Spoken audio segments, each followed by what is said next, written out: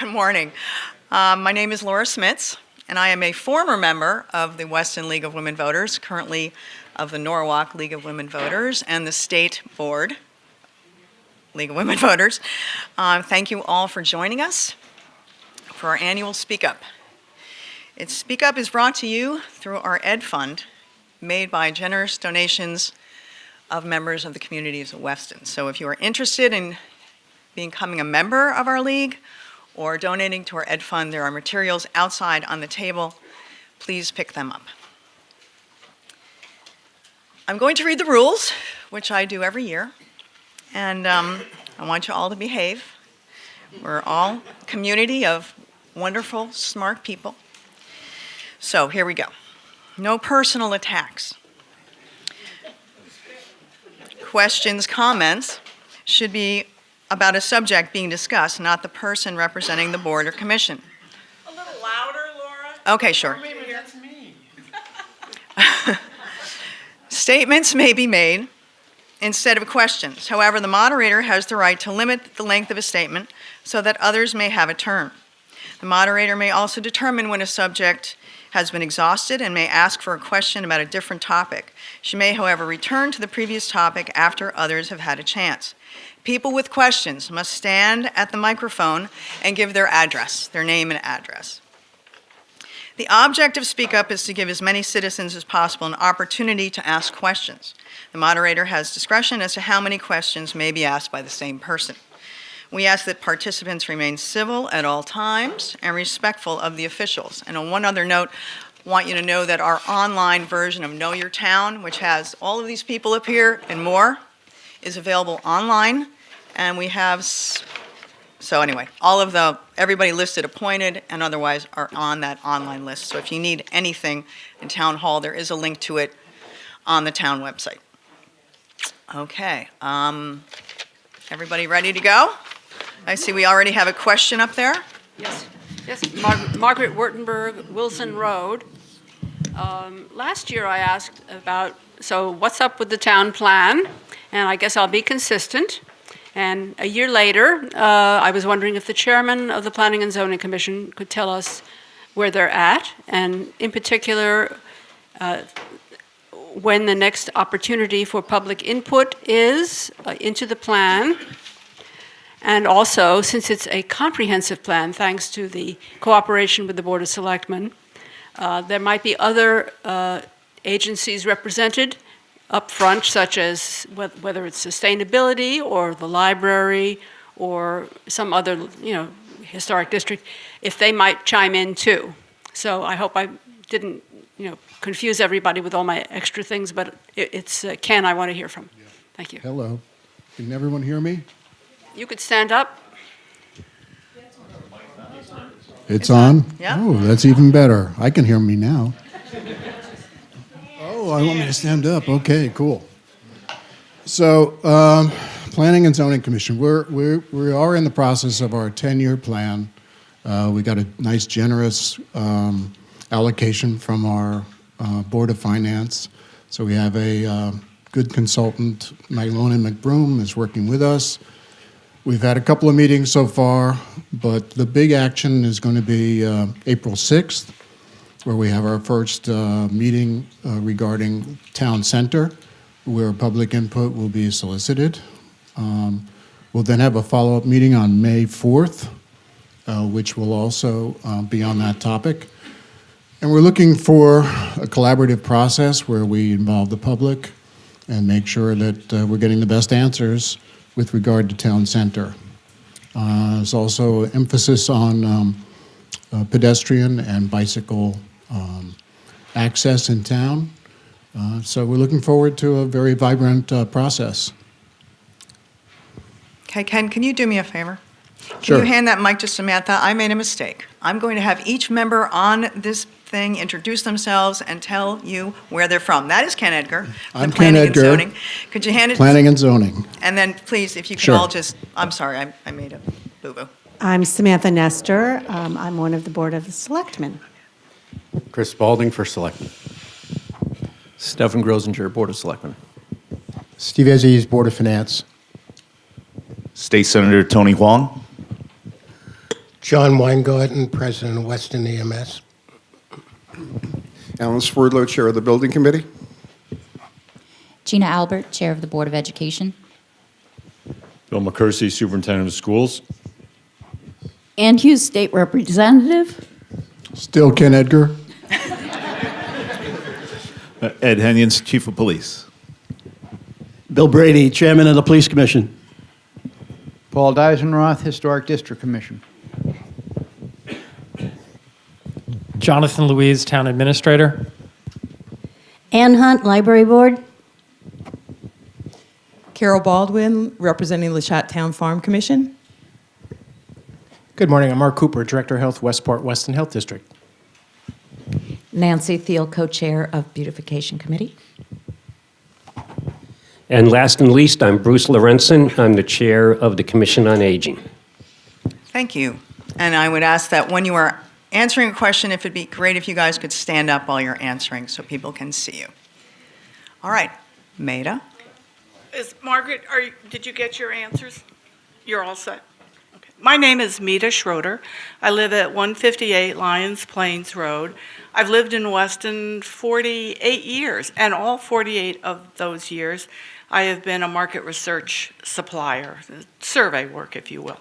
I had the privilege of attending the survey meeting this past Thursday. I want to tell you that committee is working hard to look at that data and develop the issues. But there is one situation that I can report, and which has already been printed online, that is huge and probably overrides everything within that survey, and that is our school.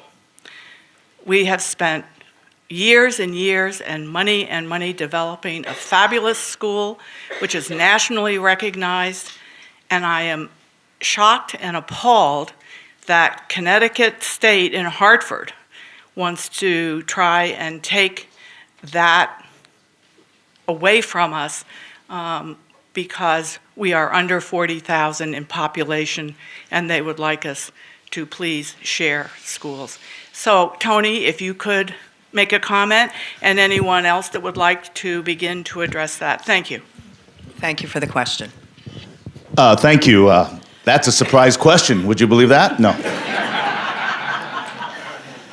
The idea of regionalization, there are two bills being proposed by the Democratic Senate leadership. One is to regionalize schools in which population is under 40,000. The other is to merge and regionalize schools with student population under 2,000. I can say equivocally, I oppose both. And the reason is not from a standpoint of simply saying no. I think it misunderstood the unique characteristics of each town in southwestern Connecticut and its values and character and tradition in regards to education. And it's not just our towns like Weston and Wilton, but it's also towns like Norwalk and Stamford. It's not just one way. So I think that proposal is broad-minded, but did not fully appreciate the unique aspect and the contributions of education in our towns. The second point I would offer, it's important when we have this dialogue and for people that may say that regionalization is necessary. Perhaps it may be, but people need to remind others that support this idea that we do that already in some of our communities. In the town of Easton, they share a regional high school with Reading. What's being used as a basis point for this argument are towns throughout the rest of Connecticut. And that's important to know. And it's important to know that such towns like that exist. And that's a conversation down the line, and not to use this bill as a reason for other means. So, for example, in the town of Union, Connecticut, there are 94 total students in the entire school district. That encompasses a Board of Education and a superintendent. That is unsustainable. Weston and Wilton and Easton are vibrant, engaged communities that advocate and passionately support their education. There is no place for that to be regionalized with any other place in this state. So, thank you. Does that answer your question, ma'am? So that's a no. Right, but it's also important when we say in the dialogue and debate to offer some of the rationales and understand the nuance of the facts. So you can say, look, I probably agree that Union's state school district could be regionalized and consolidated, but not Weston, not Wilton, not Easton, and Easton's doing it already. It's not just saying that we're not going to do it. Our communities are engaged, active, with tremendous boards and tremendous town leadership. We do what's necessary because the community, like you all here right now, demand that accountability.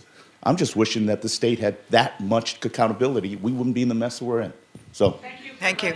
Letting us know your position. thank you. Would you like to hand that down to Representative Hughes? Hi, everybody.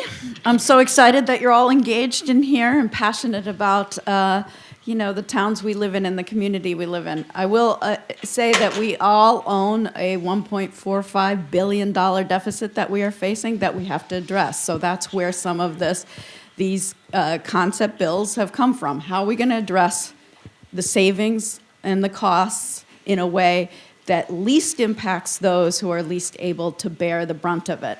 And we want to least impact students, children, retirees, people on fixed incomes, and underserved, under-resourced, economically, deprived communities. Those are the least able to impact how we're going to address these cuts. So I agree with Senator Hwang. We have to look at where it makes sense to consolidate. There are districts that have 6 superintendents in 6 different little towns in 4 districts, and each of those superintendents are making around $250,000 each. Maybe that is not a good use of our public dollars, but we have a $1.45 billion deficit that we cannot have. We cannot have a deficit budget like the federal government. We have to pass a balanced budget. So we have to do that together as one community and one state. If it's not going to be consolidating some of those shared resources in school districts, how are we going to achieve that? And that is the question that I want your input and engagement on. So. Thank you very much. Gina?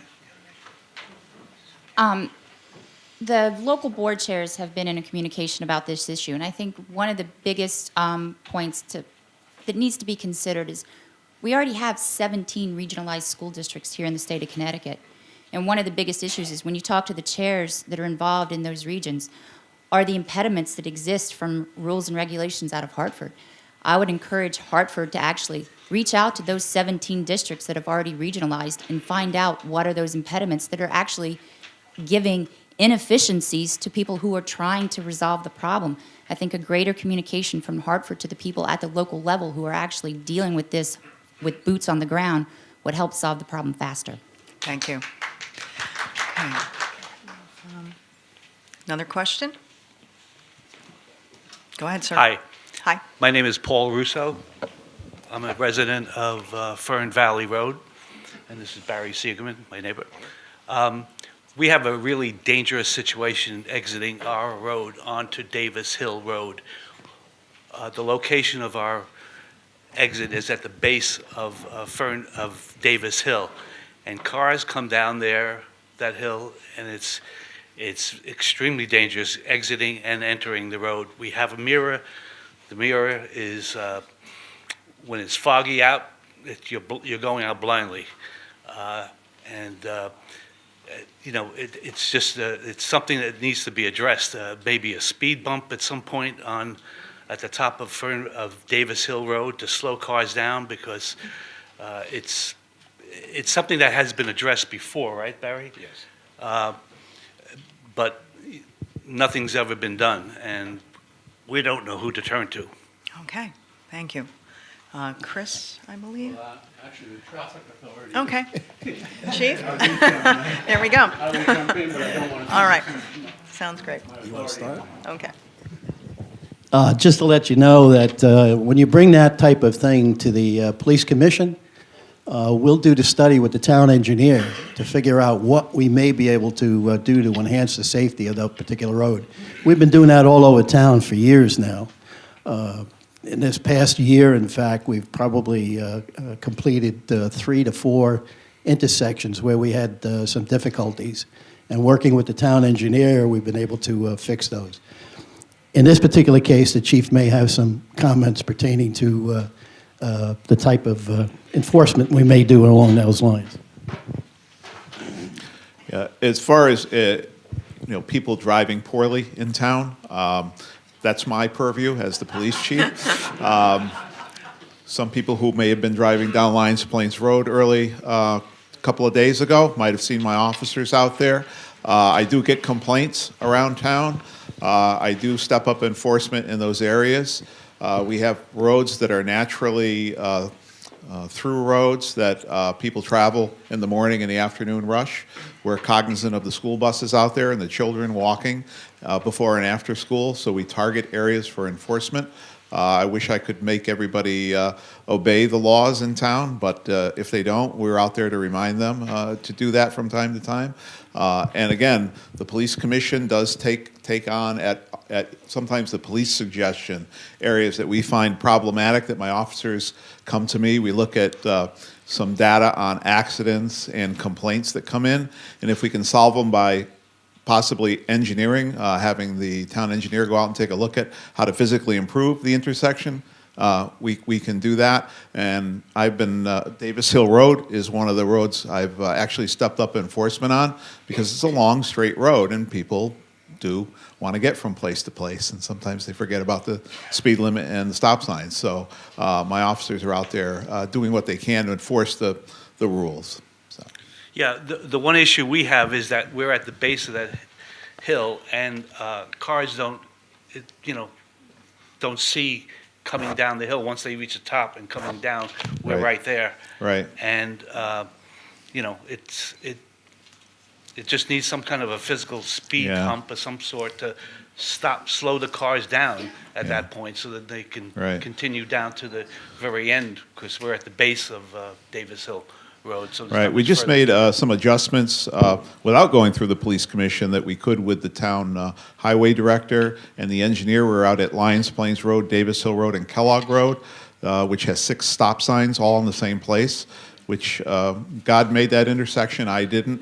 It goes uphill, downhill, left and right. And from an engineering point of view, there's not a lot you can do. But we moved the stop, if anybody travels that, we moved the stop sign on Lions Plains North up about 30 feet, which gives you a better line of sight off to the Davis Hill Valley Forge roads that come in at you. In the spring, when we're able to get the highway crew out there and stripe the road, we're going to move the double yellow lines a little further up toward Davis Hill, so people will pay attention to the road markings and not cut the corner as much as they do there. So those are the type of things we can look at. As far as the intersection reconfiguration, we'd have to have the police commission with the engineer go out and take a look at that.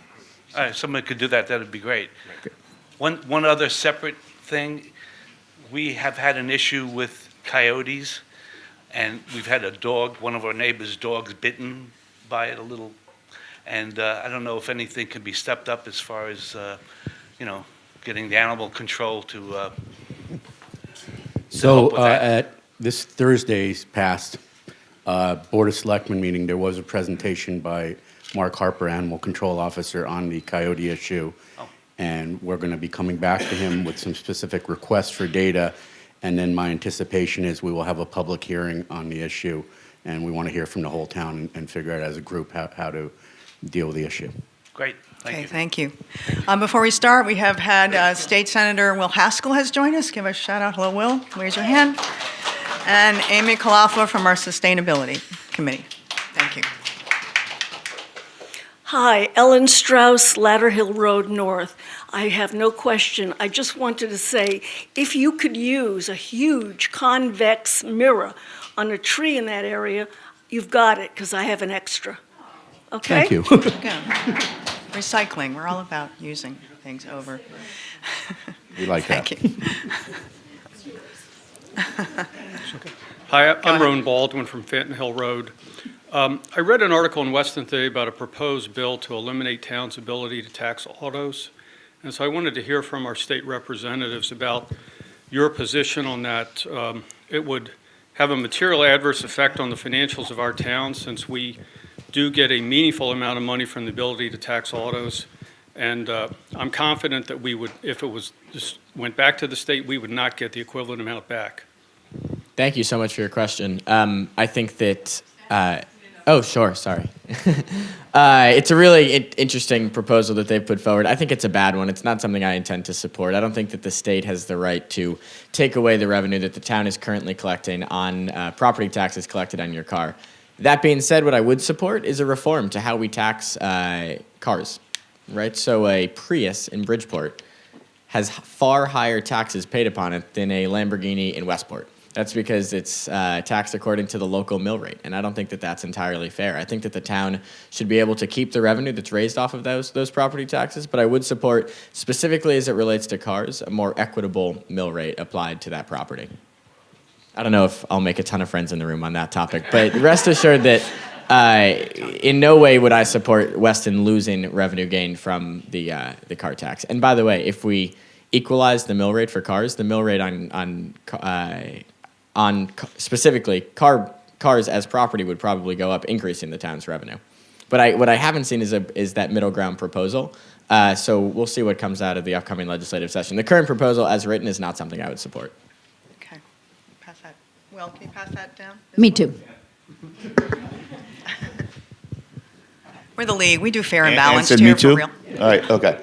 Well, I offer a different take on that because having had experience in going through this issue last year and the year before, there was a uniform cap on the mill rates. And the idea was to equalize between high mill rates like Hartford and Bridgeport, whose mill rates are nearly at 50 to 60, versus our towns and the small mill rate numbers that we have. So the cap was, I think, raised to about 34%. It didn't hurt us as a town that had a lower mill rate. But what it did do was hurt the urban centers.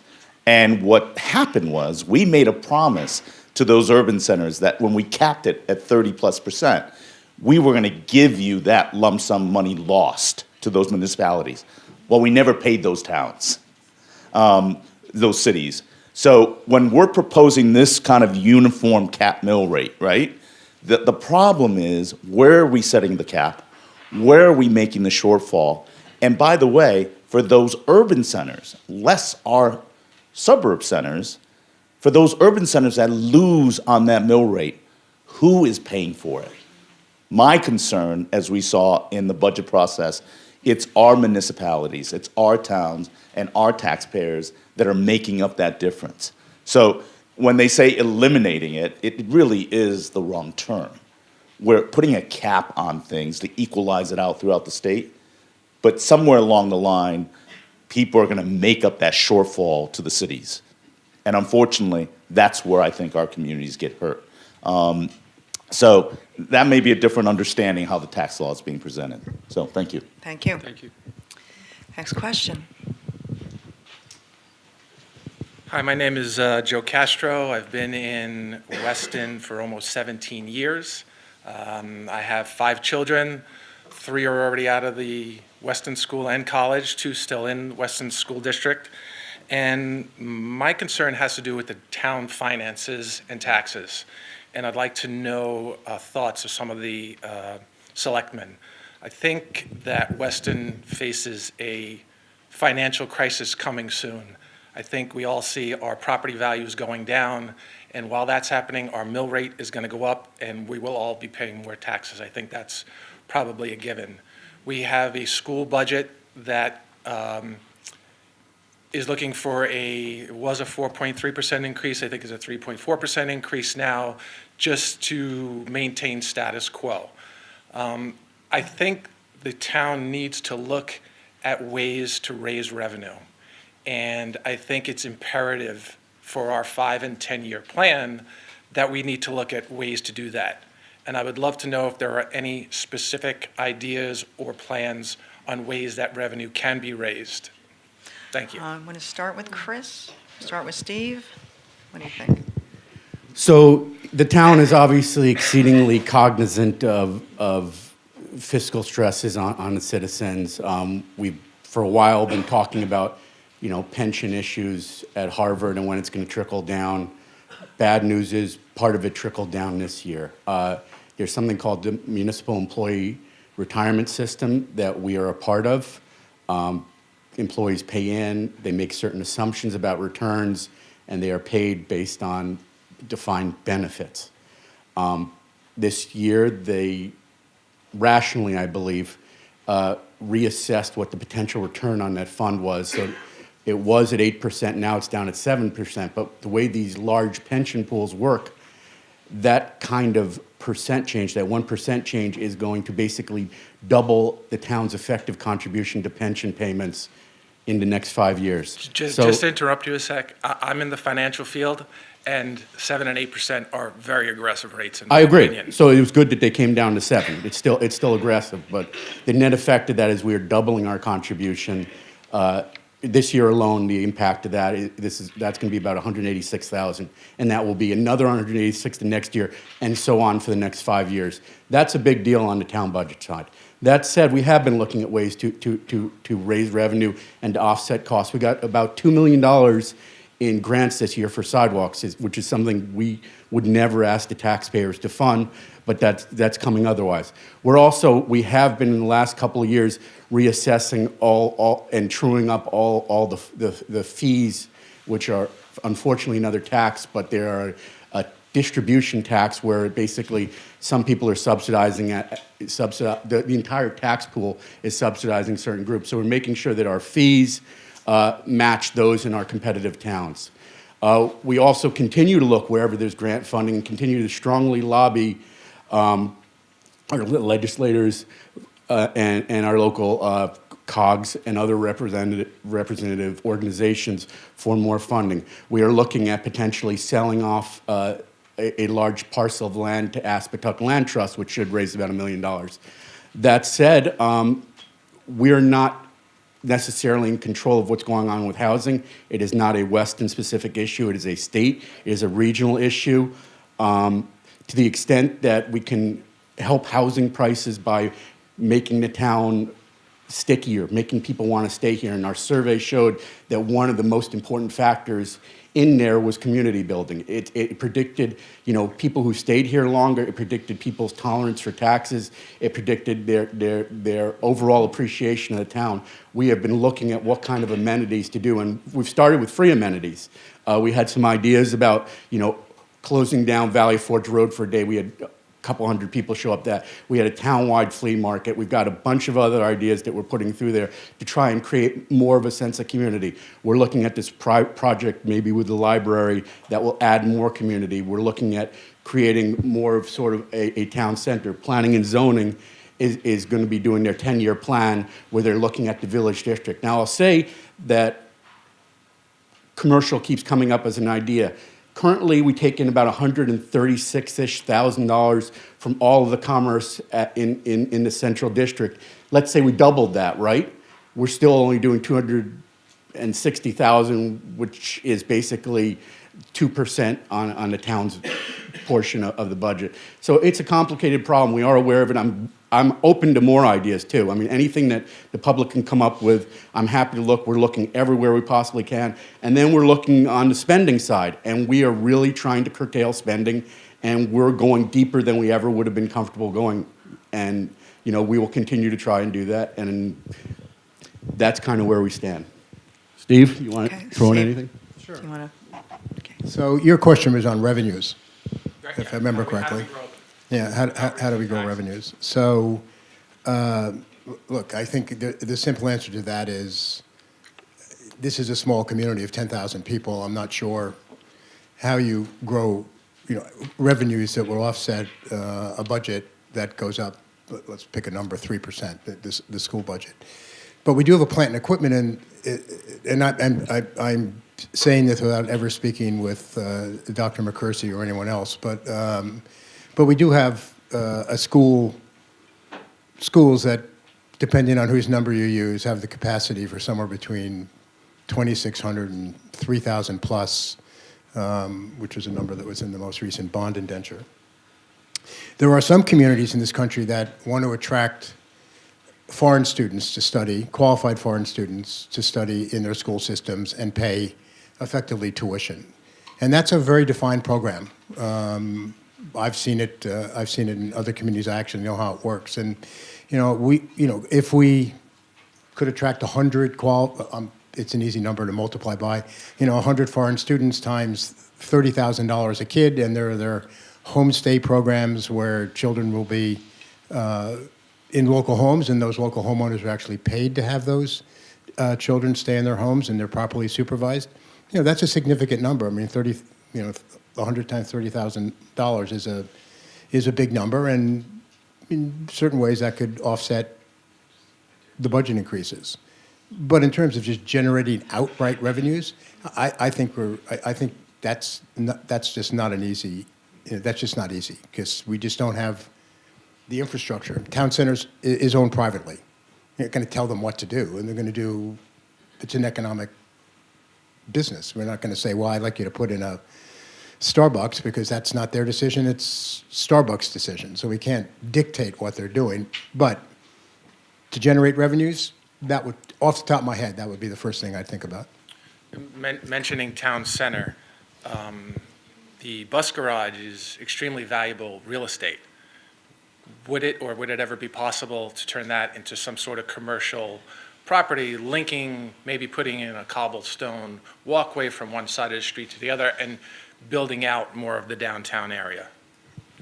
That's a planning and zoning issue. But one thing I wanted to throw out there in terms of revenues, while it's not technically revenues, the school district and the town actually signed a deal last year for virtual net metering, which is basically we're using outsourced solar, but under current projections, under initial projections, we would be saving something like $4.5 million over 25 years. Currently, I think we're looking at $120,000 just in the last year that we saved in electricity costs.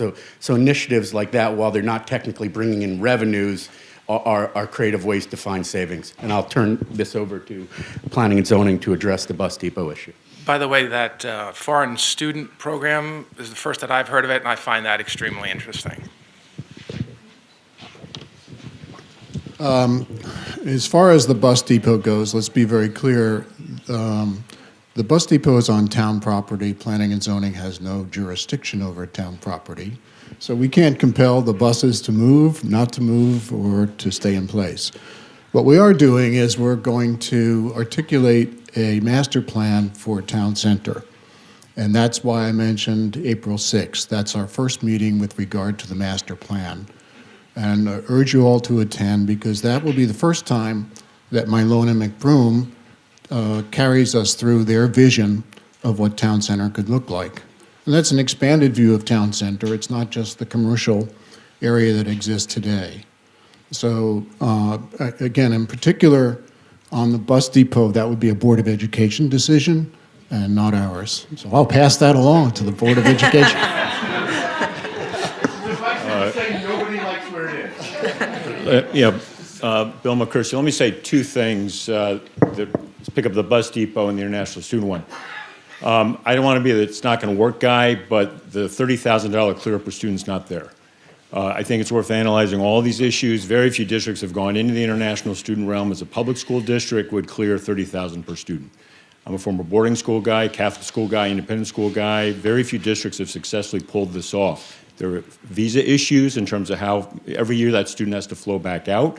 You need to provide residence, and right now we're at the limit on our class sizes, so you'd have to bring in more staff. So even if you have room in the building, so you'd have to run the numbers very carefully. I'm open to analyzing everything. The upside is, given my boarding school background, residential life can be very robust and rich, and that might be something Weston thinks about, but I would not think about it as a $30,000 per student gain.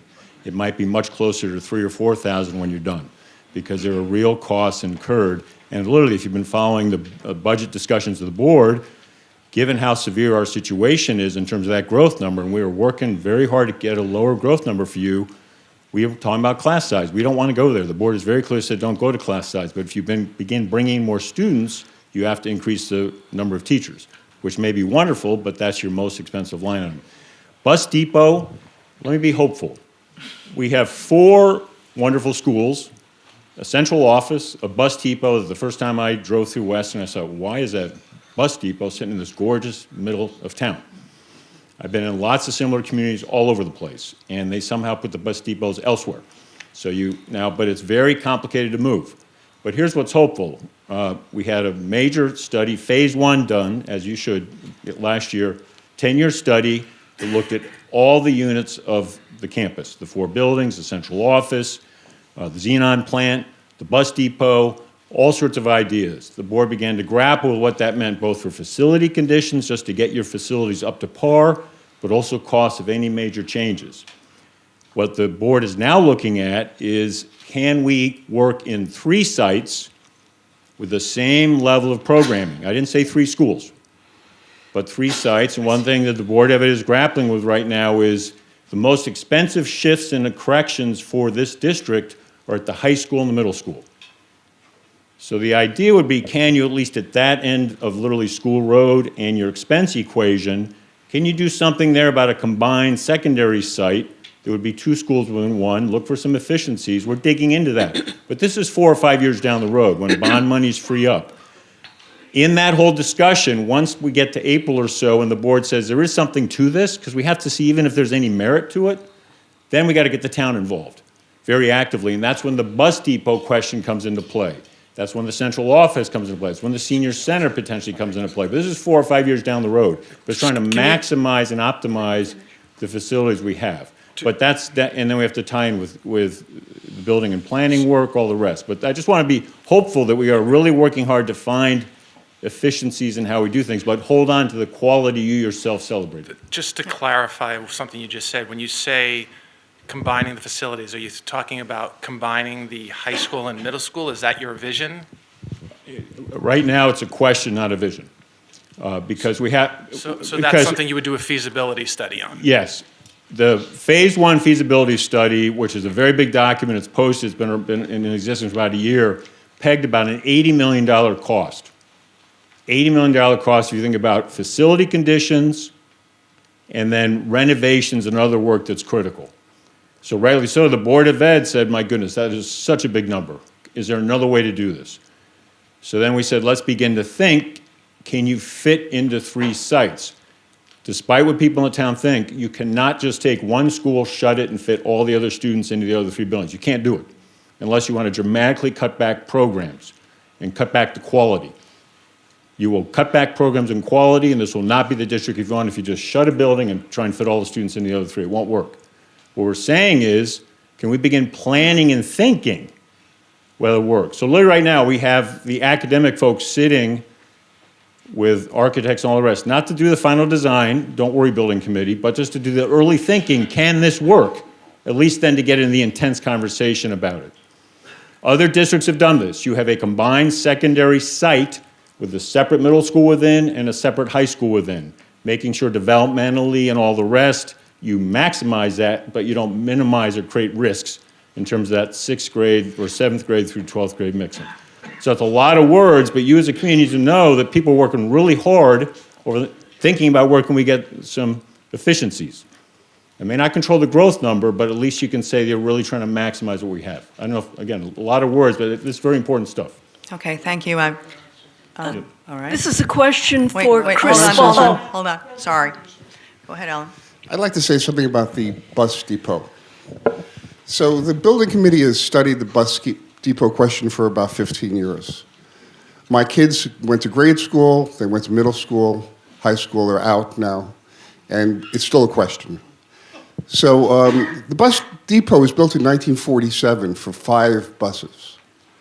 It now houses somewhere between 30 and 40 vehicles. It's an eyesore in the middle of town. But more importantly, it has a potential to be the most important site in developing a town plan. And that includes the softball fields, routes 53 and 57, streetscape plan, sidewalks, and re-envisioning the town as a place to drive to rather than just through. And once we do something like that, we're also going to potentially attract a new generation of people moving to town because it's a place that's desirable. And the bus depot is the stake in the heart of solving that problem. That problem needs to be solved now. I don't want to have grandchildren going through the school system, graduating, going to college, and the buses are still there. Okay. Thank you. Thank you. Okay, go ahead, Ellen. Chris, did I hear you say once that they were going to take and make another lane so that people can be turned toward the school instead of, blocking traffic in the mornings and afternoons? Yeah. And I don't know how many people use the buses, but there are an awful lot of people that drive their kids to school. We should make a decision about one or both. So what you're referring to is we had two different sidewalk grant applications. One was through something called Community Connectivity Grant, which was sort of internal sidewalks that go from the schools to the senior center and wrap through and connect it to town center and to St. Francis Church. While that was going on, we submitted a second grant that was a little more expansive. It actually connected Northfield, ran around Revson Field, made some adjustments to sort of the safety issues going along Lord's Highway. Part of that plan was the engineer who we were working with looked at a study that was done, I believe, 7 years ago. It was a traffic study about the intersection at Route 57. And the state has already been looking at this for years, but they never seem to fund it. And there's a real problem there. Anybody who goes through there knows that northbound at certain times of day, parents line up to go into the schools and back down to the road to the corner. And southbound, as cars are coming to turn left into the school, cars pile up that way and they go back past the intersection of 53, 57, et cetera. So what we put in that grant was a fairly substantial fix to that intersection. It would involve, I think, 120-ish foot right turn lane that will carve into a little bit of the bus depot, but allow all those parents who are currently lining up on the road to line up in that turn lane. The northbound traffic will continue going through. On the southbound side, there will be what's called a bump out, which is just basically a widened margin on the side of the road that will allow some cars to go around stopped left-hand turn cars. So you're right and Alan's right, and everybody's right. The bus depot is an eyesore. The intersection is a mess. It's the heart of our town. And as people come in, they're like, hey, I'm glad I'm passing through this, and I'm going to another town. Although it's beautiful and quaint and everything, this is kind of a mess. So we are taking steps to start to alleviate that. That said, those specific fixes are going to be folded into the plan of conservation development, charrette kind of downtown study plan, so there'll be ample opportunity for public input into the potential solutions, and we do have engineers working on it. Okay, thank Chris, as a follow-up question, has a percentage ever been done on how many people drive their kids to school and how many actually use the buses? I mean, do we need the bus? Yeah. Ad nauseum. Yeah, I'll stand up again since even though I'm tall, I'm not tall when I sit down. We're right now looking at whether we change school start and end time. That's something that's out there as an interest. The survey back on that would say the buses are very, very important. It's a lot of dependency there. I don't have the exact percent, but we need them. It's about 22 buses we run. It's about 70,000 a bus. So we're very cautious about adding buses. We're up soon for a new bus contract, and we'll look for savings there if we can. But we need the buses, simply put. And I think Chief Henion, who has done a masterful job with his team, we bring a lot of people to do traffic control. That is something different for us. We have a beautiful campus. I talk about it as a campus. I walk that campus. But I think as Chief Henion said, getting here, it's like watching a rock concert go on and off. You have to manage it that way. And it's a real issue. And let me say clearly, if you could find a way, Weston, move that bus depot earlier and not disrupt us, I'm all for it. Don't wait 5 years if you can pull it off. Don't worry, Alan. I agree with you. Just go to Lincoln, Mass. Drive through Lincoln, Mass. Similar beautiful center. I mean, we're more beautiful than Lincoln, Mass. But in a similar school system, they didn't put the bus depot right smack in the center of Lincoln, Mass. If you just want to get a little comparison point. So. Okay, thank you. I am going to call the bus depot question. I think we're... Okay, I just wanted to ask if they're filled to capacity. That has been studied before as well, I think. Yes. Yes. Good morning. Andrea Chase, Highacre Road. I think he's done. Thanks. First, I want to say thank you to everyone for coming. here, but also to the boards for coming answering our questions. I have a question for our elected officials. I'd like to know on pending or being constructed legislation on early voting rights, what the status is, and also what your position is on early voting, no excuses, absentee ballot, but more importantly, early voting. Thank you. Thank you so much for that question, Andrea. So I'm thrilled to serve as the Vice Chair of the Government Administration and Elections Committee. If we talked at all during the campaign, you probably heard me say that Connecticut is one of just 12 states that offers folks only one opportunity to vote, that one Tuesday in November. That talking point has actually changed because New York stepped up to the plate. It's now 11 states that don't have early voting. We're an outlier here, and it makes it harder for working parents or commuters to participate in the electoral process. So, unfortunately, our strict election laws are codified in our state constitution, which means in order to introduce early voting, we need to pass a constitutional amendment. The first step is passing boilerplate language that I've introduced. The Secretary of State supports it, and it just says the state legislature will have decisions going forward about how many days of early voting. There are a lot of states like Texas that have 30 days. There are some states that just have 3. We're going to set a floor in Connecticut, or what I'd like to do is set a floor in Connecticut of at least 3 days of early voting. And then we'll leave it up to the municipalities, how many voting locations you want to have open. It's a little more costly to have every voting location open. I personally don't see a need for it. I think if we opened just one location in every town so that people could vote early, it would provide folks a greater opportunity to participate in the democratic process. I sincerely hope that this will not become a Democrat versus Republican issue. This is a lowercase d Democrat issue. If you believe in democracy, that we're better off when more people participate, then you ought to believe as well that we should give people every opportunity to make their voice heard. That includes also no excuse absentee balloting. In Connecticut, you're only eligible to apply for an absentee ballot if you will be under very strict circumstances, one of which requires that you're out of Connecticut for the entirety of Election Day.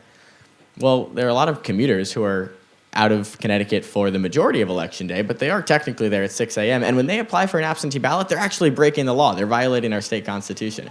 We shouldn't be forcing people to break the law in order to get them an absentee ballot. So both measures will require a constitutional amendment. The process, unfortunately, is quite burdensome. The legislature has to approve it. Then it goes to the voters, at which point you'll all have an opportunity to vote yes or no on whether we should change our absentee balloting laws and whether we should allow people more than just that one Tuesday in November to vote. I'm sure Representative Hughes and Senator Hwang have a lot to say about this as well.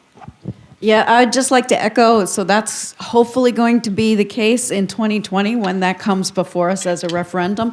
In the meantime, we want to increase voter access if at all possible, and I just want to echo what Senator Haskell said, that when I was knocking on doors, a lot of our senior members of the community were very concerned about whether they would be physically able to get to the polls on that day, on any given day. And they were not going to sign an affidavit that they had a medical excuse because they're very, very honest. So we had tremendous anxiety about people with knees and accessibility into steep inclines to get into those polling places. So I submitted a proposal, a piece of legislation to remove some of the statute barriers for that absentee ballot so that people are not breaking the law by getting an absentee ballot in the meantime so that we can increase the enfranchisement for the next election cycle. Okay, thank you, Tony. Senator Hwang. Having worked on this issue as a former ranking member in the government administration election in which Senator Haskell serves right now, we had that deliberation, and I fully support the idea of no excuse absentee voting. I think in our frantic lives, the ability to cast your vote without being constrained by the 3 restrictions that we currently have in our Constitution, absolutely support it. Here's the point, though. When you talk about early voting, you bring up a whole cadre of questions. One of the issues we just talked about is tremendous municipal constraints. Well, imagine that. You got to open up your register of voters for the said days that we got to accommodate. There's a fiscal note. There are other issues in regards to voter security from the standpoint of one person, one vote. These are all deliberations that we all engaged in, and I welcome that discussion. And let us not forget, it was 3 years ago that we had a statewide referendum on this same issue. And the entire state voted it overwhelmingly down. So there were significant concerns cast by that decision of early voting. Let us distinguish. No excuse absentee ballot? Absolutely. Early voting and the shapes and form in which it's taken has to be studied very carefully. And we've done it already.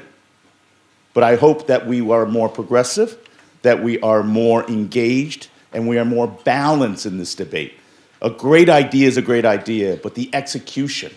You know, we just had a debate in our housing committee in regards to allowing individuals in tenement housing and affordable housing to be able to have the mortar voter registration. So right now, we register anybody who gets a new license.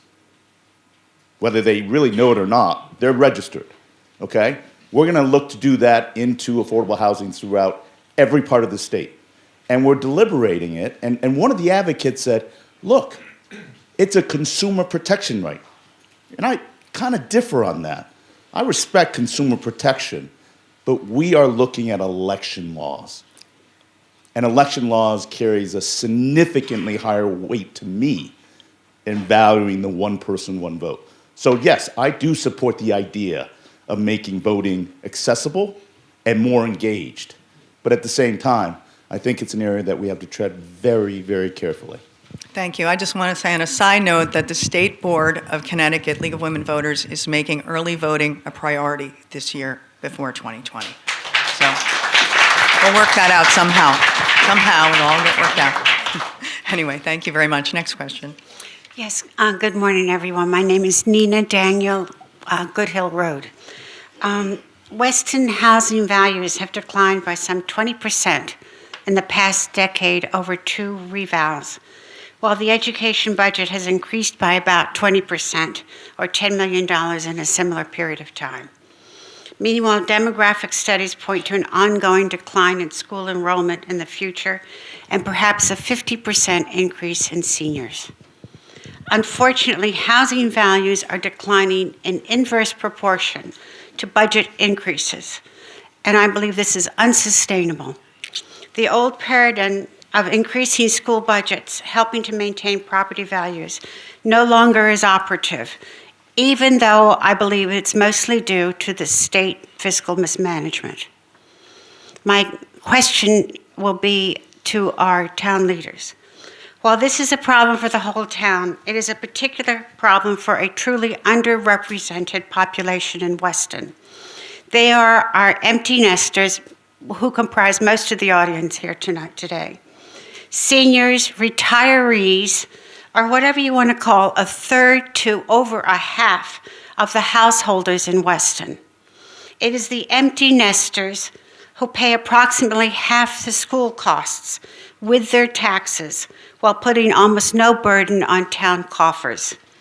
Empty nesters support our schools, and their presence in town is key to its sustainability. There is a crying need that I feel I must mention here to meet current and future needs for more parking at the senior center, expanded or new facilities, including going into East House, a full-time staff member, and more funding for programming and transportation. While budgets allow for over $21,000 per pupil costs and about $600 per resident over 60 or 65, and while the demographic presence in town is almost the same, I am not advocating raising taxes on anybody for anything. I do recommend town officials rewrite the elderly tax relief program for greater fairness, and that the Board of Finance take a hard look at all budget increases. Ask yourselves, is this sustainable, or will this encourage more people to leave town, thus driving down property values even more? I do believe that the older generation pays for the education of a younger generation. This is not a us against them issue, because it is the empty nesters that are paying for half the school taxes. My issue is to keep empty nesters in town for the sake of our good schools. To have a pattern that we are seeing now repeat over the next 10 years is unthinkable. And before we all think of moving out, what are your ideas for promoting the fiscal sustainability of Weston? And this is to the board heads, basically. So let me just address a few of the points regarding seniors initially.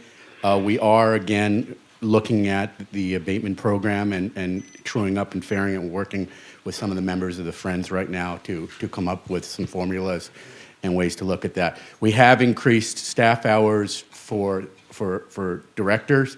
We'd like to go further, but as I already pointed out, this year is going to be a rough year, but it is something we're looking at. We have increased transportation support in terms of adding support staff for transportation, but there is more we can do.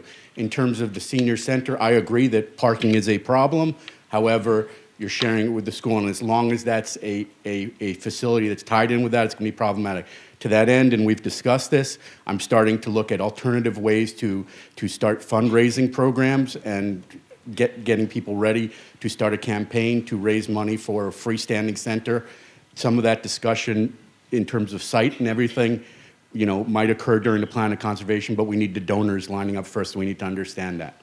In terms of creative ways to keep empty nesters here, and there's a difference between empty nesters and seniors, and we understand that, we're looking at amenities and building community, like I said, because that's what the survey says is important. We've started a bunch of things that the senior center run, tag sale was a fantastic first year of it. It was sold out immediately. The vendors were all happy with the sales.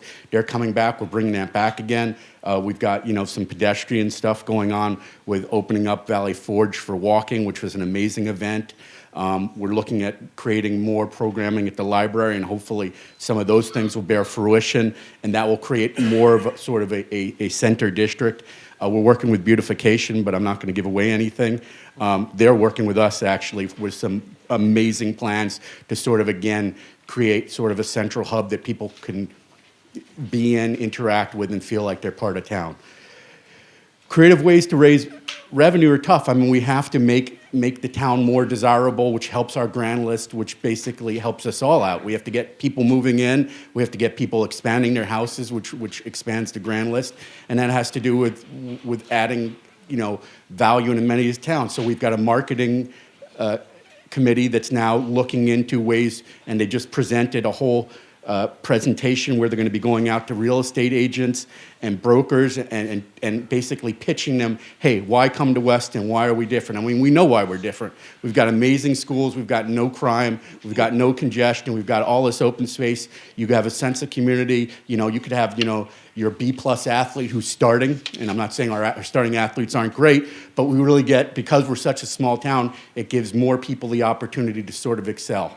Our schools are incredible. Our community is incredible. Our volunteer force who are running the boards are just top-notch, so we just have to help share and market that.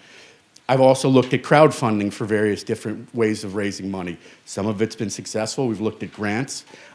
We intend to push that further. Part of our new website design is going to hopefully implement some part of a crowdsourcing portal. We've done things, raised money for LaShot. I've set up a fund that did stuff for senior center, got dugouts for the kids, and I try and get matching with that. So all these different, it's no single answer. It's a multi-pronged, multilateral, multi-person approach. And again, I'm going to say this and I'm going to keep saying it, I'm open to all ideas. So, anybody who comes up with anything, I'm happy to listen and go more. So an idea that's kind of a big scale idea is demographics. I have heard studies that 50% of the older population, 60, 65, that population will increase by 50% in the next decade. And I have heard projections that the school-age population, which right now is almost identical in numbers, will decrease by 10% over the next decade. I believe in excellent schools, but we have to be able to afford them. And I think the big picture is to keep retirees in town because they don't draw down the tax burden. They do not increase the tax burden. So I think what I'm trying to say is I think a priority for our boards should be to look at the declining housing values and to look at the demographics and to look at our increasing costs and encourage and make it a town that empty nesters will want to stay in. And when their kids graduate from our excellent schools, that they do not intend to just move out, that they stay here and do what I've done, which is pay down the burden for kids in the next generation, which is our moral duty. Absolutely. So Thank you. Yes, Yeah, and we do have some data on that from the survey, and we're going to be looking into, the people who intend to stay versus the people who don't, and see what factors are keeping them. I sort of alluded to some of that, but we're going to be really digging down deeper to understand that, and it is a demographic issue too. You're right. And Chris, thank you for all you're doing. Trying. Thank you And very thank you much. for all you've done. Thank you. All right, I'm going to give that to, okay, it's moving around. Oh, I just Gina? wanted to clarify a point of fact, Nina. Our latest demographic information from Malone and McBroom, who does the demographic studies for the Board of Education for our enrollment statistics, as well as they're very intimately involved in the town working with P&Z on the plan of conservation. Our projected enrollment decrease over the next period of time is 49 students. So when you take 49 students spread out by over 13 grades, because that does encompass our pre-K, we really are kind of a status quo as far as our student enrollment right now. It's 40, I'm sorry, was 49 students for next year? No, that's over the next 10 years. We're at about if I may, we're at a 2% decline projected over the next 5 years by Malone and McBroom. Very sophisticated things. I'm glad you put the numbers out there, because when I was, this is my new line now. When I was saying about being superintendent several years ago, people said, fabulous district, but the students are leaving. They don't have enrollment. That's just not true. We will lose 19 students projected next year. That's a 0.8 decline over the next 5 years from a very sophisticated firm that knows Connecticut, looks at all aspects that influence these numbers. Is demographics perfect? No. But over the next 5 years, it will be 2% decline. That's better news. Yeah, there's better news, but the other good news for all of you is we're right in line with all our sister districts. The only communities growing in Connecticut are the urbans. Norwalk's going up about 5%. Greenwich, which I really call metropolitan district, they're flat. But otherwise, everyone's declining at about 1 or 2%. But we're not driving down at 5, 6%. That's good news, but also creates some challenges. Let me just say one other thing. When I sit with area superintendents, it gets a regionalization issue. All we worry about is efficiencies. I was just with them yesterday for lunch. All we talk about is our growth number, how to get that growth number down. We're obsessed with it because we understand all those issues you're raising so passionately. We understand, and these are incredibly wealthy communities, incredibly generous communities. I've worked urban education. Down here, what we have is amazing. We care about the efficiencies. We're working hard to get it. Right now, Joe, you put it out very well in terms of what our number is, Joe Castro. You put those numbers out. That's too big a number, but that's what we need to keep this district going. So let me say one other thing, too many words, but you as a community know this. We're looking at the number of sites, but that's 4 or 5 years down the road. And starting next week, the board's going to be looking at our entire academic program. How do you optimize it? Don't lose the quality, but that's, again, a several-year issue. So we're working on these things, and we care about it. Okay, thank you very much. Thank you. Another Ann, sorry. Can I just address, Nina, I'm so glad you brought that up. Weston is not alone. This is a statewide opportunity, and I'm so proud to bring forth about 6 or 7 bills that are about aging in place and providing more resources for underserved communities in terms of public transportation, on-demand transportation, resources for exactly what you're talking about, successfully aging right where you are, right where you've invested in the community. This is the future. Connecticut is the 7th oldest state in the country. You think about Florida, you think about Arizona, you don't think about Connecticut, but we are. It's an opportunity. I intend to make aging cool again. Thank you very Ann. much. Okay, let's move along. Next question, please. Hi, Alan Graubert, Kettle Creek Road. This is for our state officials. Sometime last week, Governor Lamont, seemingly being possessed by the spirit of Governor Malloy, started to discuss the potential for shifting teacher pension obligations back to the towns, which was the bullet we dodged a year or two ago. Can you comment on where that discussion is at the state level, and where do you stand on it? Because obviously we have a lot of challenges here on our budget, and the Board of Finance, of which I'm a member, will be, dealing with a very challenging budget decision this spring, a budget process this spring. But hearing this is like a nightmare again. So can you talk about that? Absolutely. Thank you for your question. This was such a hot topic when Governor Malloy, I think very shorthand or foolishly, I would say, proposed that towns absorb 30% of teacher pension costs. I object to that strongly, and I've discussed that with Steve and Samantha and Chris as well. I don't think that it's affordable for any of the towns I represent, whether we're talking about Weston or Wilton, Westport, Ridgefield, Reading, Bethel, New Canaan. This would impose a huge burden on local property taxes and cause mill rates to increase. So I just want this community to know that I'm opposed to any push down of legacy obligations towards towns. These were promises that the state made, and I believe it's the state's obligation to fulfill those promises. Going forward, I do expect, and I have not discussed the issue with Governor Lamont, but it's not out of the question, I would say, that towns may be asked to absorb some portion of teacher pensions in the future for new retirees. I think that that's a conversation to be had. We want to keep the percentage as low as possible so that we can keep property taxes down. But the fundamental fairness of asking a town to take on legacy obligations of previous retirees, current retirees, promises that were made in the past seems to me squarely unacceptable. And if you will allow, I'd also just love to comment on the previous question in terms of aging in place, making sure that Weston and every community in Connecticut is an appealing place for every generation. So part of that is really investing and protecting our schools. And Representative Hughes tells me that I missed the question on school regionalization, but I want to state in no uncertain terms that I oppose regionalizing Weston schools. I think that schools are what make so many young families decide to move to this community. I know when my mom decided to move to Westport, it was because of our wonderful school system, and I heard the same thing going door to door in Weston time and time again.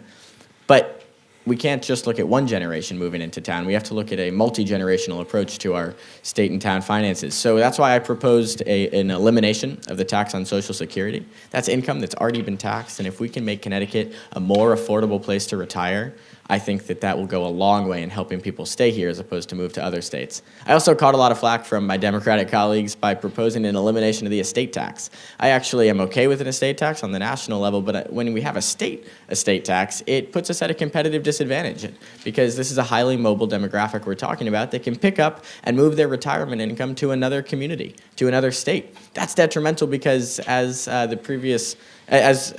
we discussed previously, senior citizens play a fundamental role as consumers in our society, as volunteers at our local nonprofits, and as taxpayers contributing to the next generation's economy. So I view the question sort of in the same vein, only because protecting our schools, protecting local property taxes, and protecting the economic vitality of our towns requires a multi-generational approach. Okay, thank you. Senator. Tony, are you going to speak about that on the pension issue? Absolutely, and we did go through that exercise last year. Yes, I was there. But let us refresh the memory. Not only did Governor Malloy look to transition 33% of teachers' pension onto our communities, he also zeroed out our ECS educational funding. Not that we get a lot, but the fact is the zeroing out of selective towns is a bias, I think, in some cases of thinking that well-to-do communities can afford and absorb these kind of cuts. And I think the third area of concern was when Governor Malloy addressed the issue of school construction, when he said to Greenwich and said, you know what, you have all the money, you make the constructions, you pay for it. I thought with the new administration that indeed there might be a turn for the positive, but unfortunately, I'm concerned because I think it was about a month and a half ago or a month plus, Governor-elect Lamont in a show said, I can no longer subsidize our wealthier communities in education. They're gonna have to absorb some of the costs in education concerns. So as a result, I forwarded to all the governing bodies, the Board of Selectmen, the Board of Education, Board of Finance, that I stand absolute in saying that whether it's legacy pension of teachers or any future ones, that the burden of teachers' pension is a state responsibility. And yes, past administrations, Democrat, Republican, past legislatures Democrat and Republicans, neglected their duty to pay into the fund. Indeed, there's a constitutional issue, Will, you should be aware of, that it's unclear to me whether the state could pass a law passing future pension obligations onto the teachers, and there's been a whole back and forth about that. But you've got to understand that you guys start doing that. You look at all of the different challenges, SALT deductions going away here, all of the issues on property values. You're looking. We're all challenged to make sure that we bring in that we look at our finances in a manner that, as Bill would say, keeps the schools. That's our, but as Nina would said, not drive people away. We're going to have a big challenge balancing this budget or keeping our budgets in reasonable increases the next several years. So I urge you to think very, very carefully about any potential slippery slope that will be started by trying to push teacher pension costs onto the towns. Just thank you very much. And Thank you. I want to continue by sharing that it is important that we speak in a very loud and unified voice in this matter on behalf of our towns. Look, I represent Weston. I represent Easton. I represent Fairfield and Westport and Newtown. I have the utmost respect for the needs throughout the rest of the state. But for me, it is important that I represent the best interest and respect the input of my town leaders and what's important. That being said, I will say to you, we talked a little bit about the regionalization. We talked about possible sales taxes on groceries and medical prescriptions. Here's the point. What the naysayers may say, well, we're deliberating it. It's a bill that's going to die and we're going to have a debate. But here's the problem. It sends a message to the community. It sends the message throughout the state and throughout our competing states. I assure you, when we throw out these kind of things, you're going to have communities like Chappaqua and Scarsdale that says, come to our community. People that are going to evaluate where they're going to go for their future and their families are going to say, not Connecticut. Because when these bills get proposed and they get bandied around, even if though they never get implemented, it sends a message that you have legislative leaders that are willing to entertain such an action, such a law. And that's what we've been dealing with. When we talk about the negative PR that the state has, well, you know what? We propose laws that engage these kind of debates that cause such conflict. What they don't understand is the fact that when they looked at regionalization, that our towns and the surrounding communities have done so. You cannot do a Hartford one-size-fits-all. And unfortunately, if we as legislators representing these communities say, let's have that argument, let's have that debate, we further that action. It may not happen this year, but I assure you, the next 2 to 3 years, it may just happen. So for me, I want to protect the interests of the community, but I also want to understand that the laws and the bills that we propose and we ultimately implement are aware of the implications that it has on the long-term well-being of our community. Well, I encourage Will and Tony to have a lot of coffee together. As long as we're on pensions, I would be remiss if I didn't take this chance to urge our legislators to look at something, and I mentioned Seamers a while ago. It's going to be $1 million that is put forward to us in the next 5 years. I highly advocate on our part that when you look at that, you look at renegotiating certain terms of it, such as making it defined contribution, looking at, and again, I want to support our employees, but there's only a 2.5% contribution, and it has nothing to do and has never changed. We cannot get out of Seamers, whether it's serving our employees or not. In order to get out of that program, which is the one that I just said went up, and we can't control and we have no say in it. It's a great program in some senses, but in some senses it's not. We would have to basically buy out all of the employees and then provide the exact same benefit plan outside of that. It's kind of, some towns have actually tried to do it. Nina and I actually looked at taking legal action to join them in it. It's almost impossible to get at. Just looking at some overall reforms, there's some other issues in it, but this just came out. And I know we're fighting about, the teacher pensions, but the pension issue just smacked Weston in the face. And, I didn't even know it was coming. Jonathan, we didn't hear about it. It just showed up last week. We're finishing up our budget. Suddenly there's $186,000 that's going to show up the next 5 years. And I don't, as Mr. Castro said, who left, 7% is an aggressive estimate of returns. Our town is closer to 6%. That's going to come down again, and guess what? Another $1 million. And that's that, and our wage increases is our entire budget increase, and it can't continue without a discussion. And I do advocate and hope you do that. So that said, Steve wants to jump in. I know. We're going to have Steve is going to finish this question out for us. I'll be quick. So we talk about raising or passing on the cost of pensions to the towns or whatever. We never talk about how that money's then managed.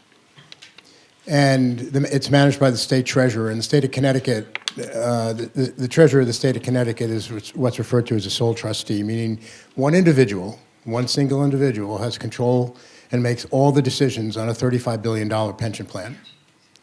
We're one of 3 states that permit that, New York, North Carolina, and ourselves. And so there's a quote-unquote investment committee under Governor Malloy. It's made up of 3 or 4 educators and 3 stockbrokers. They don't actually have any veto over anything. They just kind of sit there and are handed, they make no decisions. This is a state that has maybe some of the best investment professionals in the world living in this state, but no one's involved in the process. My view, and I've said this to Tony and I said it to Will, I actually believe the role of the state treasurer has to be changed from a sole trustee to one that's then held accountable at anything other than the ballot box, because that's the only way to voice your opinion as to how that person has done a job. And we should be able to put together a true group of individuals who actually understand how to manage $35 billion rather than an elected official who gets elected for whatever reason they've chosen to be put in office by the electorate. I think this is an issue. And the previous state treasurer thought this way to solve it was just reducing the actuarial rate to 6 or 6.5% without any thought about what the impact would be on the taxpayers. I think this is a looming issue and one that needs to be addressed by the legislature. Okay, thank you for that. Next question, please. We're going to move along here because we have other people with questions. Go ahead. Christine Lamugio, Cannondale Road. I'm so glad the last 2 issues just came up. They weren't my question. But I do want to tag on something that has always been important to me, is that whenever you make a blanket statement like Weston is a wealthy town, it's just a misnomer. It's an absolute misnomer. And I thought it was very interesting on the survey how many people didn't answer that question for many reasons. So if you look at the houses, some houses are 400,000, some are 5, 6, 7, 8, 9, 10, goes up. It's a very broad range. So regionalization, all that stuff makes me nuts because of that obvious reason. I don't have to expound on that. I'm so glad you brought up the state pension thing. It wasn't something I was going to bring up, but I must say, my husband is 64. I hope he gets his state pension. He's been a state employee for many, many years to the advantage of state students. And God help me. We better get our pension. Please keep that in mind. We have to get our pension. We depend on his pension. We rely on his pension. We want it. What I wanted to ask on the state level is this. It's just a curiosity question. My father was an immigrant. My grandparents on one side were immigrants, so I'm very cognizant of that sort of thing. But I love surveys and I love census questions and all that sort of thing. I'm dying to know how many illegal aliens we have in the state of Connecticut. And when you have this question of a caravan coming again, how many does the state of Connecticut absorb? Like, how many? Are we talking 10 or 100, 1,000, or how does that filter out into our little state? Senator Hwang. Anybody from the state have the answer? Ballpark, you know. I don't know how many undocumented residents are in our state. But should we know? Should we? Should we know? believe that we as a state have a responsibility to provide opportunities for people. And that is regardless of their nationality or hardship. I think we have to look back to how this country was founded. And I think some of the use of the words illegal is not a good start. I think undocumented is a much preferred way to understand their status. But I will say this, for me, as an immigrant, this country's greatness was built on diversity. And I will oppose our federal census now asking for origin. I need for us as a state to stand up and understand that when people come into this country, it is not always by ill design or intentions.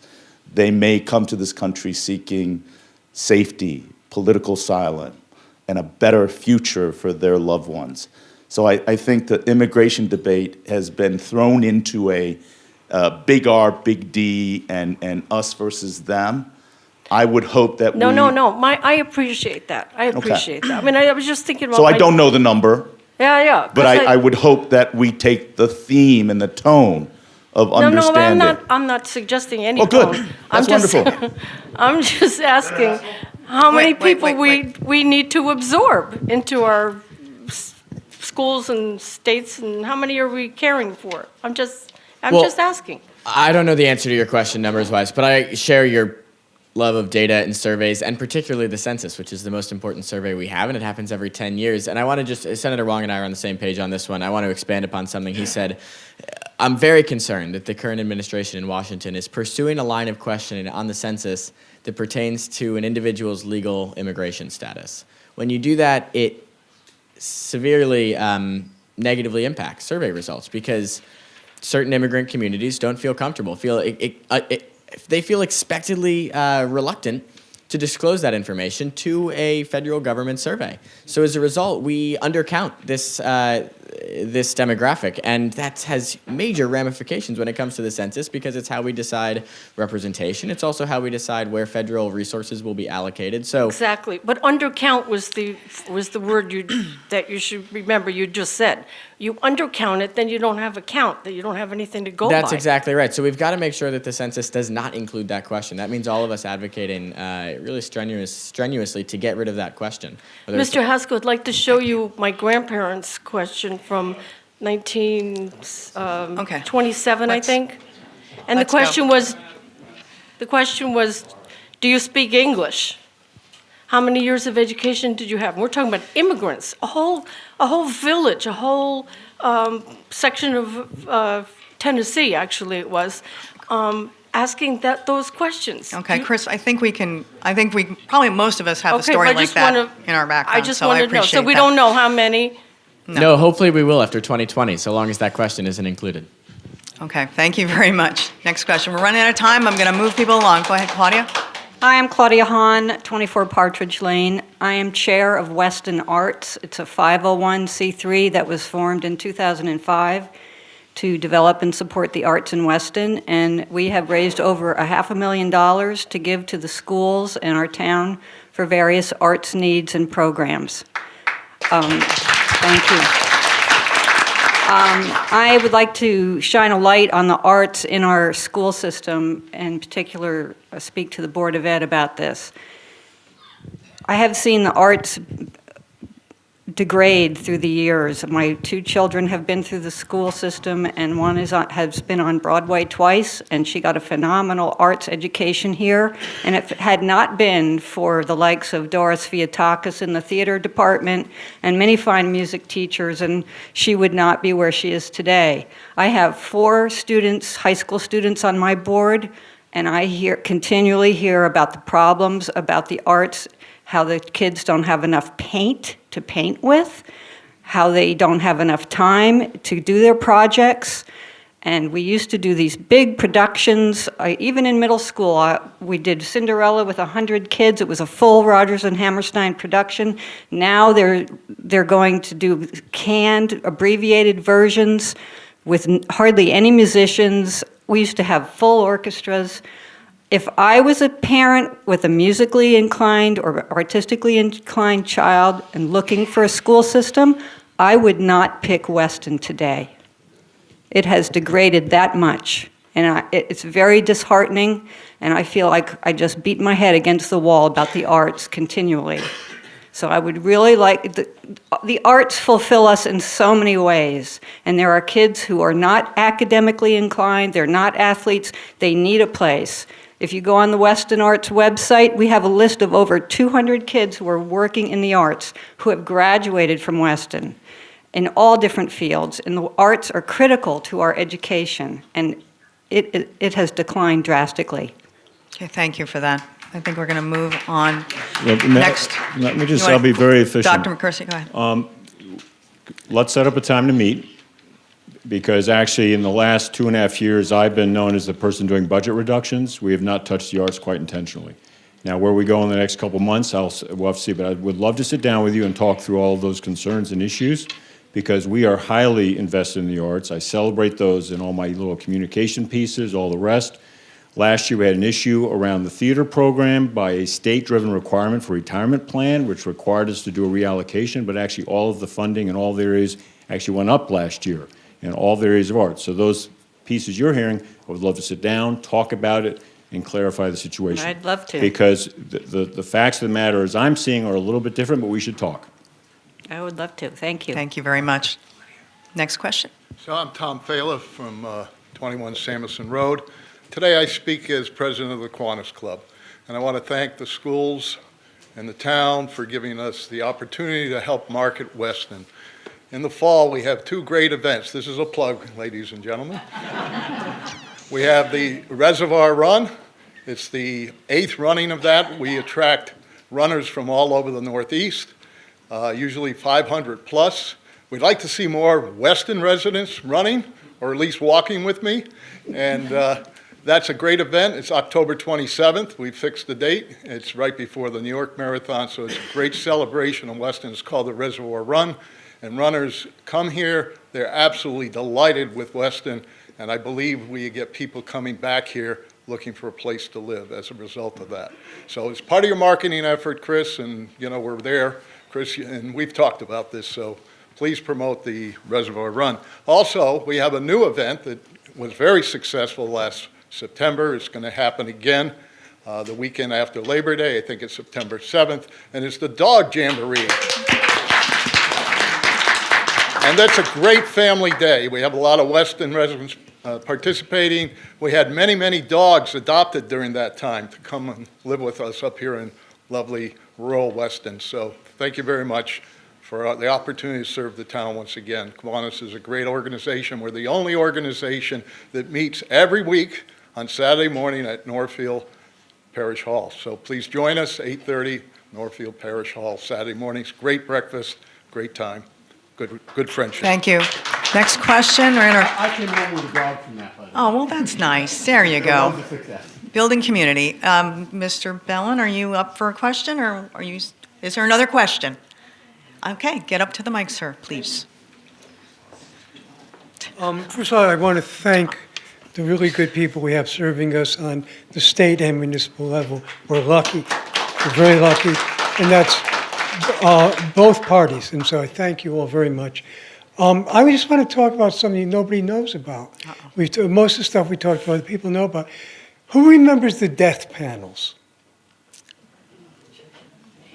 Yeah, we do. most of Okay, us. well, what were the death panels, Chris? Uh-oh. Quiz time.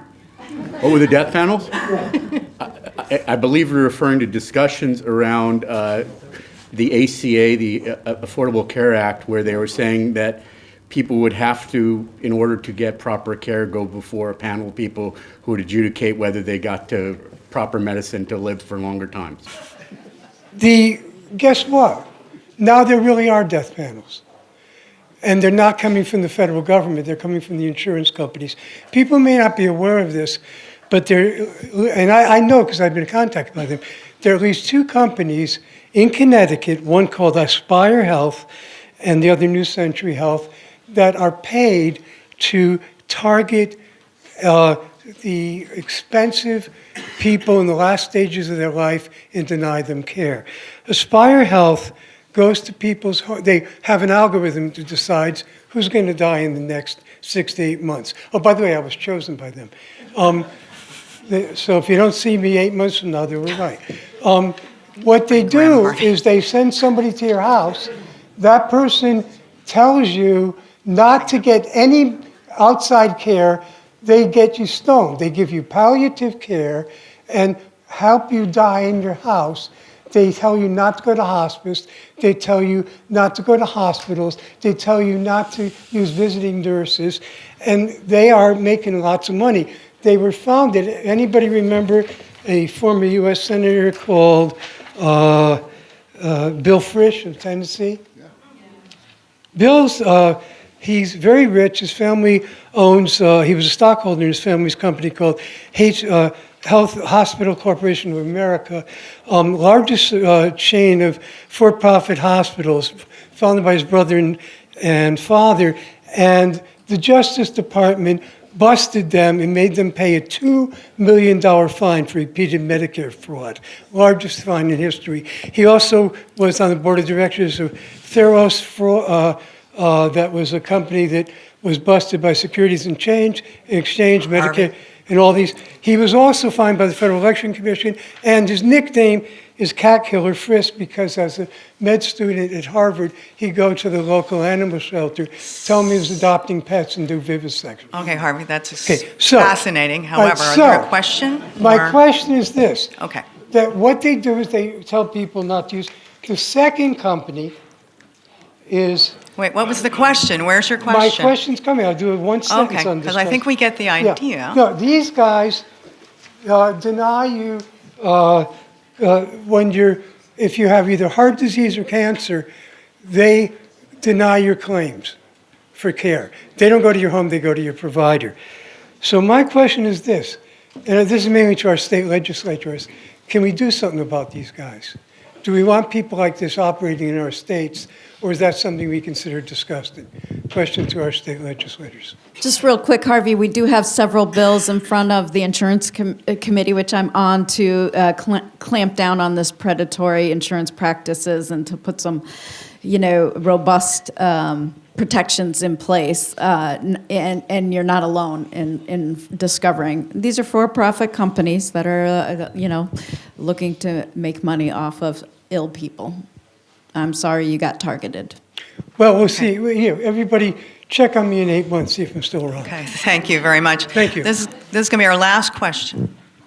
And you're back, Ellen. I'm going to talk about the elephant in the room. Okay. And the only person I've really had a conversation with was someone from Will Haskell's office, and I did appreciate the call. I've been working on this for 32 years, and it involves money, and it involves everything could be solved, I really think, with this, and that is the question of legalizing marijuana. And legalizing marijuana, not just for seniors who have problems, but for everybody.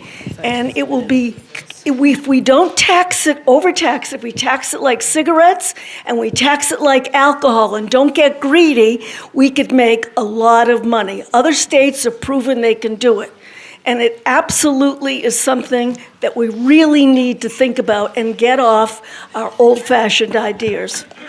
Okay, I think, Ann, do you want to? I'll just real quick, co-sponsored a couple of bills. We are setting the minimum threshold at age 25 because we know Brain development is still happening then. We're also co-sponsoring bills to increase the minimum age of nicotine products at 21 because of the vaping epidemic. And we're also adding language in to really roll out a very robust public safety campaign ahead of it and do this really thoughtfully and carefully implement it.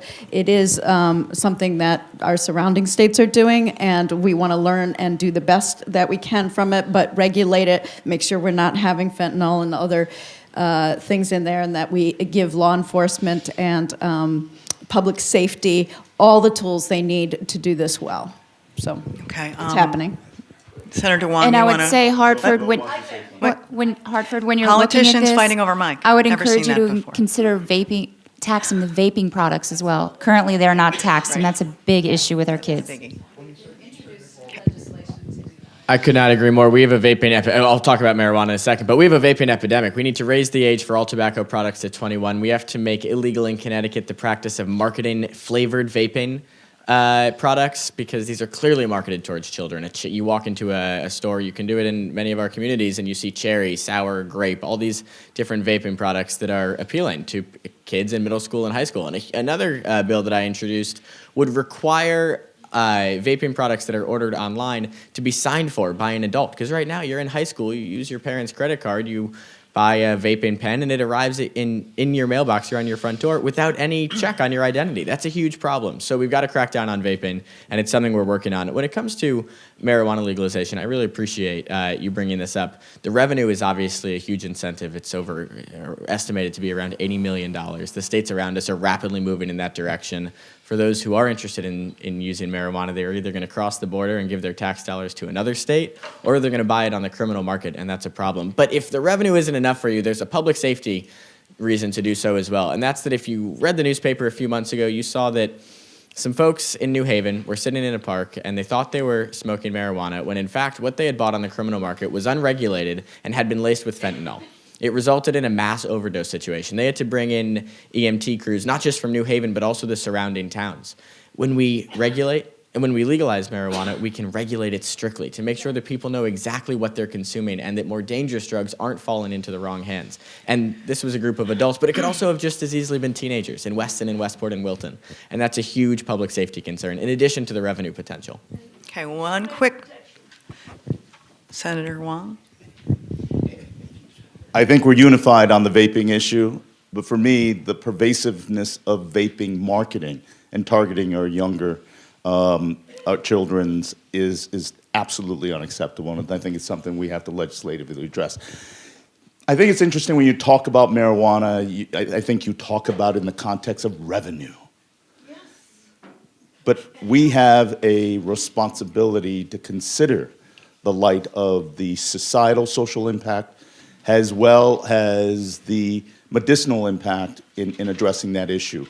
We go so headstrong in saying, every other state's doing it, why aren't we?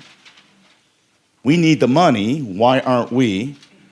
But we have a responsibility as legislators and as a conscience of our state to be cautious in addressing this. And I think we have not been listening to law enforcement. We have not addressed some of the potential impact.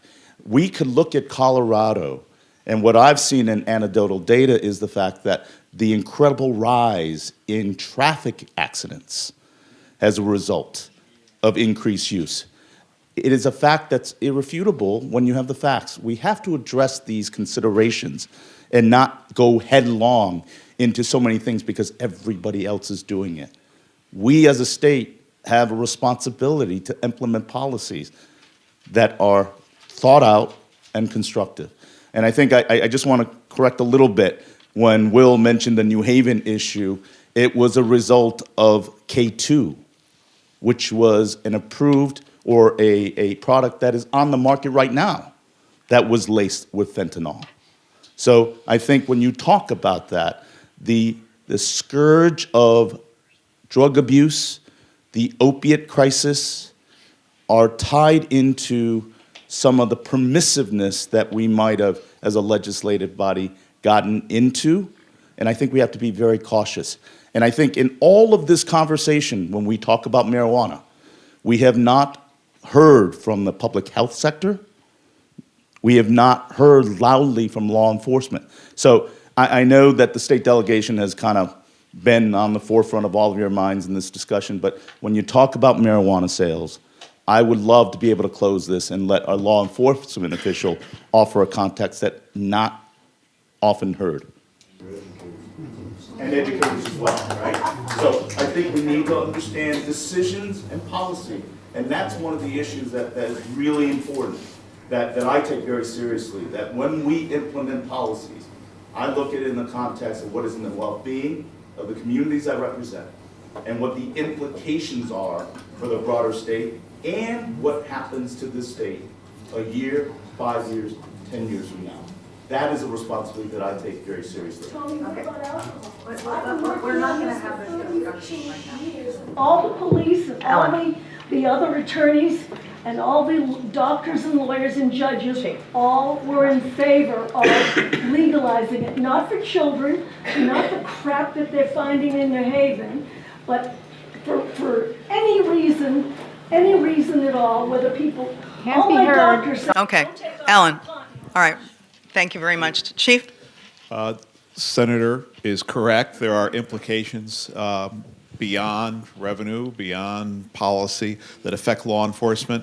I've seen some of the studies with increased traffic accidents from Colorado. The Connecticut Chiefs Association was up at the legislature recently speaking on this issue. I echo the fact that it has to be a thoughtful way forward, that one point of making tax revenue or one point of all the other states are doing it has to be carefully considered.